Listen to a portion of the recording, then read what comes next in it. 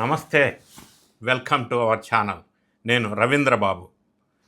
కర్ణాటక రాష్ట్రంలో కాంగ్రెస్ ప్రభుత్వంలో ఉన్నటువంటి డికే శివకుమార్ వర్సెస్ ప్రస్తుత ముఖ్యమంత్రి సిద్ధరామయ్య మధ్య కుర్చీ కోసం వీరోచితంగా పోరాటాలు జరుగుతున్నాయి.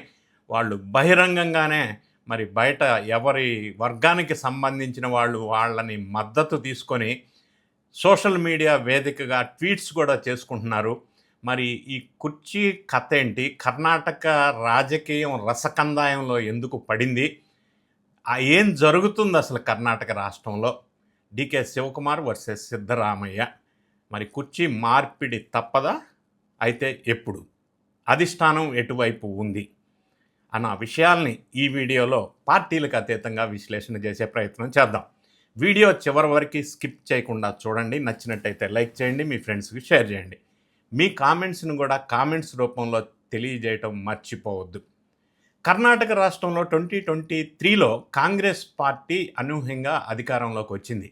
అధికారంలోకి రావటానికి డికే శివకుమారు ప్లస్ సిద్ధరామయ్య వీళ్ళిద్దరూ కూడా కారణం అని చెప్పక తప్పదు.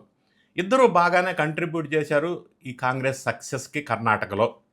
అయితే అప్పట్లో ఒక ఒప్పందం జరిగింది, పవర్ షేరింగ్.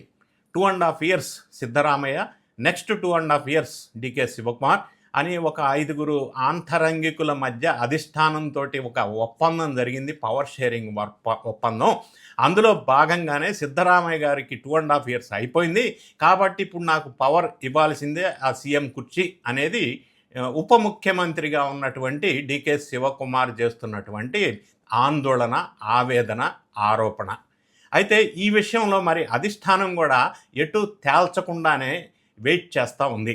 పరిస్థితి ఇలా ఉన్నప్పుడు ఈ ఇద్దరు కూడా, సిద్ధరామయ్య ప్రస్తుత సీఎం, డికే శివకుమార్ ఉప ముఖ్యమంత్రి, మరి ఢిల్లీ చుట్టూ చక్కర్లు కొడుతూనే ఈలోపు కర్ణాటకలో ఆయా సామాజిక వర్గ నేతల్ని సమీకరించుకొని బల ప్రదర్శన లాంటిది చేస్తూ ముందుకెళ్తూ ఉన్నారు.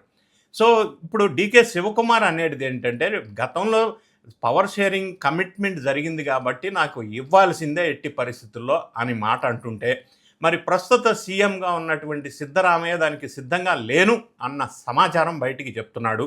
అయితే ఇందులో కొసమెరుపు ఏంటంటే, జస్ట్ కొన్ని నెలల క్రితం సిద్ధరామయ్య గారి కుమారుడు, మరి చీఫ్ మినిస్టర్ మా తండ్రి గారికి పదవి ఎండింగ్ వచ్చేసింది, ఇంకా ఎక్కువ కాలం కొనసాగే అవకాశం లేదు అని ఆయన స్వయంగా వాళ్ళ కొడుకే కామెంట్ చేశాడు. అదొక కొసం మెరుపుగా మనం చూడవచ్చు. అయితే ఇప్పుడు లేటెస్ట్గా ట్రెండింగ్ అవుతున్న సబ్జెక్ట్ ఏంటంటే, డికే శివకుమార్ ఒక ట్వీట్ చేశారు. ఆ ట్వీట్ సారాంశం ఏంటంటే, వర్డ్ అంటే మాట, WORD, word power is world's power. అంటే ఆయన అనేది ఏంటంటే, మాట అనే శక్తి అంటే ప్రపంచ శక్తి, అంటే మాటకి అంత శక్తి ఉంటుంది, ప్రపంచ శక్తి అనే ఆయన ట్వీట్ చేశారు. అయితే దానికి సిద్ధరామయ్య గారు కామ్గా ఉండకుండా, చీఫ్ మినిస్టర్ గారు దానికి అగెనెస్ట్గా ఇంకొక ట్వీట్ చేశారు. ఆయన ప్రజలకి ప్రయోజనం చేకూర్చకపోతే అది శక్తి కాదు అని రియాక్ట్ అయ్యారు. అంటే దబిడి దిబిడే, ప్రజలకి ప్రయోజనం ఉంటే కదా మాటకి శక్తి ఉండేది, ఆ ప్రయోజనం లేనప్పుడు ఆ మాటకి శక్తి ఏముంది అని ఈయన పుసిక్కిన ఒక ట్వీట్ అయితే చేశాడు. ఈ విషయం మీద వీళ్ళిద్దరూ ట్వీట్స్ నడుస్తూ ఉంటే, మరి రాహుల్ గాంధీని కాంటాక్ట్ చేయడానికి డికే శివకుమార్ విశ్వ ప్రయత్నం చేసినట్టుగా ఆయన విదేశాల్లో ఉండి just wait, I will call you back అని ఒక మెసేజ్ మాత్రమే పెట్టారని, మరి ఆయన వచ్చిన తర్వాత నిర్ణయం ఆయన తీసుకుంటారా, సోనియా గాంధీ గారు కూడా అందుబాటులో లేరు, ఆయన తీసుకుంటారా అనేది ఒక చర్చ. ఇంకొక చర్చ మనం గమనించినట్టయితే, రాహుల్ గాంధీ గారు ఏఐసిసి అధ్యక్షులు మల్లికార్జున ఖార్గే గారిని కలవండి, మీరు చర్చలు జరపండి అని సందేశం ఇచ్చారు. అయితే మల్లికార్జున ఖార్గేని కలిసినటువంటి సిద్ధరామయ్య చర్చల కోసం వెళ్ళి, నేను రాహుల్ గాంధీ లేదా సోనియా గాంధీతో మాట్లాడతాను అని ఘాటుగా చెప్పినట్టుగా, దానికి సిద్ధరామయ్య మాటలకి మరి మల్లికార్జున ఖార్గే ఏఐసిసి అధ్యక్షులు కొంత మనస్తాపానికి గురి అయినట్టుగా వార్తలు చక్కర్లు కొడతా ఉన్నాయి. ఈ విధంగా చూసినప్పుడు మరి ఏఐసిసి ప్రెసిడెంట్గా ఉన్నటువంటి మల్లికార్జున ఖార్గే, అధిష్టానం అంటే మరి ఎవరు, ఆయనే కదా అధ్యక్షుడు. ఓకే, ఎనీవే, రాహుల్ గాంధీకి సోనియా గాంధీకి పూర్తి స్థాయి ఒక రిపోర్ట్ ఇచ్చారని కూడా ఒక సమాచారం వెలుగులోకి వస్తూ ఉంది. అయితే ఈ విషయం మనం ఇలా ఉన్నప్పుడు డీకే శివకుమార్ కూడా ఆ సామాజిక వర్గానికి సంబంధించిన వాళ్ళ అనుచరులతో సమావేశం ఏర్పాటు చేసుకుంటున్నారు. సిద్ధరామయ్య గారు కూడా అదే పని చేస్తున్నారు. అంటే ప్రధానంగా కర్ణాటకలో లింగాయత్ సామాజిక వర్గం ప్రభావితం ఎక్కువ ఉంటుంది.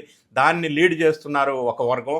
ఇంకొక వర్గం సిద్ధరామయ్య సామాజిక వర్గం కూడా ప్రభావితం చేయగలిగిన స్థాయిలో కర్ణాటక ఉంది.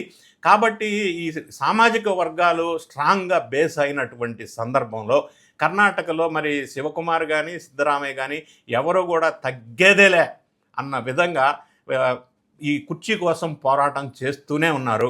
మరి రాహుల్ గాంధీ గారు డెసిషను ఈ December 1 పార్లమెంటరీ సమావేశాలు ఉన్నాయి కాబట్టి ఆ సమావేశాల్లోపే ఈ కర్ణాటక కుర్చీ విషయంలో మరి రాహుల్ గాంధీ కానీ సోనియా గాంధీ కానీ ఒక నిర్ణయానికి వచ్చి సిద్ధరామయ్యని కంటిన్యూ చేస్తారా?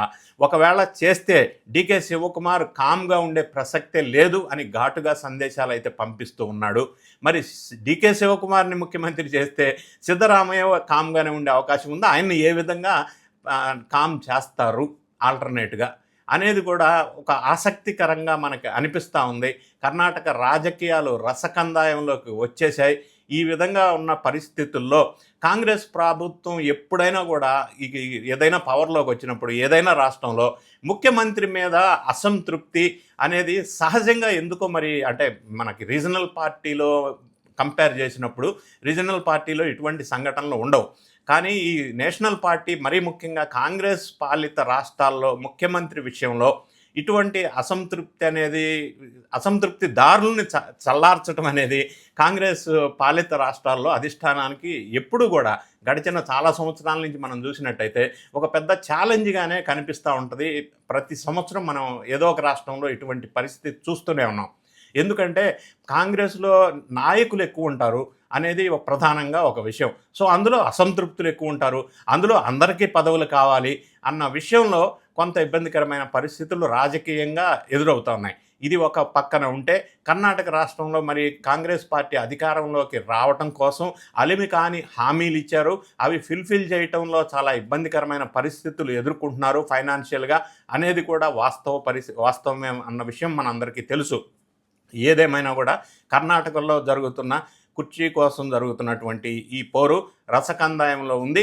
అధిష్టానం జోక్యం చేసుకొని ఏమి తీర్మానం చేస్తుంది, ఎవరిని సంజాయిస్తుంది, సిద్ధరామయ్యని సంజాయిస్తే మరి ఆయనకి ఆల్టర్నేట్గా ఎలా ఓదార్పు చేస్తుంది, లేదు డీకే శివకుమార్ చాలా కాలం నుంచి ఎదురు చూస్తూనే ఉన్నాడు, మరి ఆల్రెడీ ఆయనకి సంబంధించిన శ్రేణులతో సమావేశాలు నిర్వహిస్తూనే ఉన్నాడు, మరి ఆయన ఇవ్వకపోతే ఇన్ కేస్ చీఫ్ మినిస్టర్ పదవి అనేది ఆయన తీవ్రంగా రియాక్ట్ అయ్యే అవకాశం స్పష్టంగా కనిపిస్తూ ఉంది.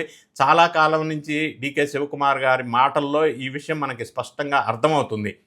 ఏది ఏమైనా కూడా మరి జనరల్గా పొలిటికల్ విశ్లేషకులు లేదా ఇటువంటి అంశంలో కొంత ఎక్స్పర్ట్స్ కామెంట్స్ మనం గమనించినట్టయితే ఖచ్చితంగా కర్ణాటకలో చీఫ్ మినిస్టర్ మార్పు అనేది అనివార్యం. ఎట్టి పరిస్థితుల్లో శివకుమార్కి ఆ పదవి ఇస్తారు, సిద్ధరామయ్యని తప్పించి మరి సిద్ధరామయ్యని ఆల్టర్నేట్గా ఏదో రకంగా కూల్ చేస్తారు. కాకపోతే కొన్ని ఇబ్బందులను ఛాలెంజెస్ ఉంటాయి కాబట్టి దీన్ని అధిగమించి ఆ మార్పు అనేది తథ్యం అన్న దిశగా కొన్ని వర్గాల ద్వారా మనకి వస్తున్నటువంటి సమాచారం. ఏదేమైనా కూడా మనం వెయిట్ చేద్దాం, మార్పు ఎలా జరుగుతుంది, ఎప్పుడు జరుగుతుంది అన్న విషయంలో. ఈ వీడియో నచ్చినట్టయితే లైక్ చేయండి, మీ ఫ్రెండ్స్కి షేర్ చేయండి, మీ అభిప్రాయాన్ని కామెంట్ బాక్స్లో కామెంట్ రూపంలో తెలియజేయటం మర్చిపోవద్దు. Thank you so much for watching.